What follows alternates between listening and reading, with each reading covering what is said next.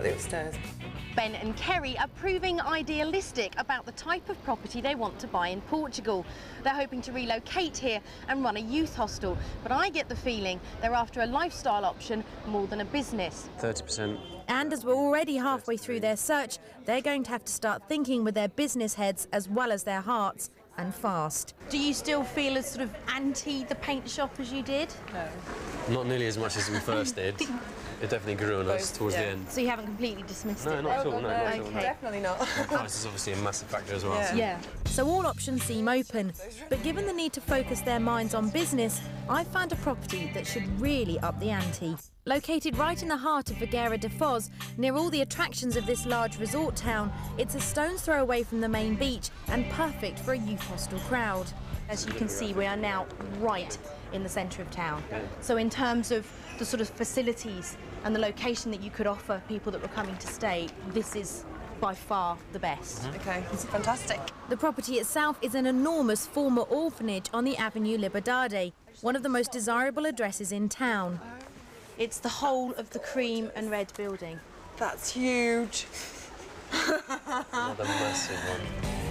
Though it's in need of extensive renovation, this is the largest property they've seen so far. There are 7 very large bedrooms with room for 28 beds, 3 bathrooms, 2 kitchens, separate living space in the attic for Ben and Kerry, as well as covered outside space.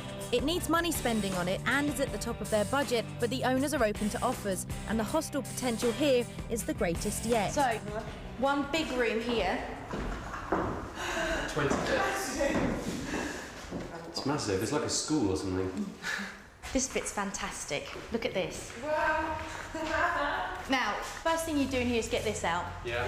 So you'd open it up, so you'd have an open air terrace area, bar, cafe. It's amazing. You like Yeah, it? it is. It's lovely. Yeah, it's brilliant. It's huge. There's another floor that would be your accommodation. Come and have a look. Got 4 rooms up on this floor, and you're separate completely. One there. The price that they're asking at the moment is £177,000. Right. There's been no interest for 2 years. Right.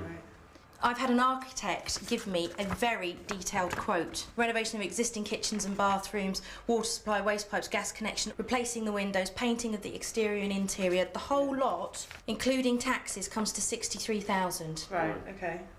Imagine if you could fill it though. There'd just be so many beds. Breaking it in. 4 massive rooms on this one, and then 4 upstairs for us. Yeah.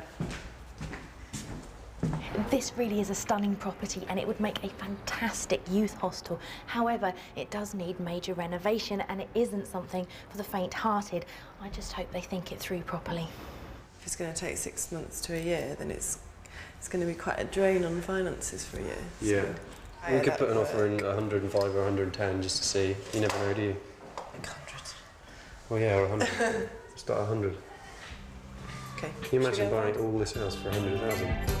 Although they don't seem too emotionally drawn to the place, it's certainly impressed them in business potential terms. However, are they up for the financial commitment it'll take to reap the potential rewards? We're considering probably making a low offer on this one. On this one? On the orphanage? Bearing in mind how much it's going to cost for the renovations. Yeah. When you say a low offer, what are we talking here? Well, we were thinking maybe something like 100,000. Right.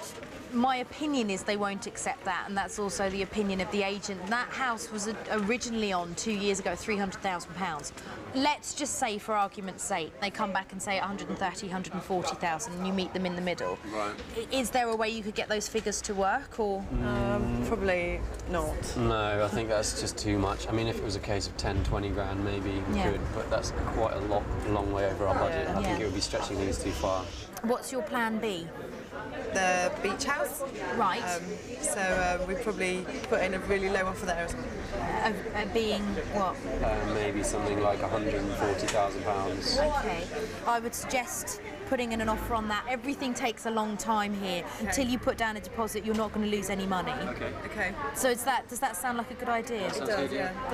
They don't feel able to take on the business commitment required for the orphanage, but are willing to enter a cautious £48,000 below the asking price offer on the residential beach house they loved initially, despite its more limited hostel potential.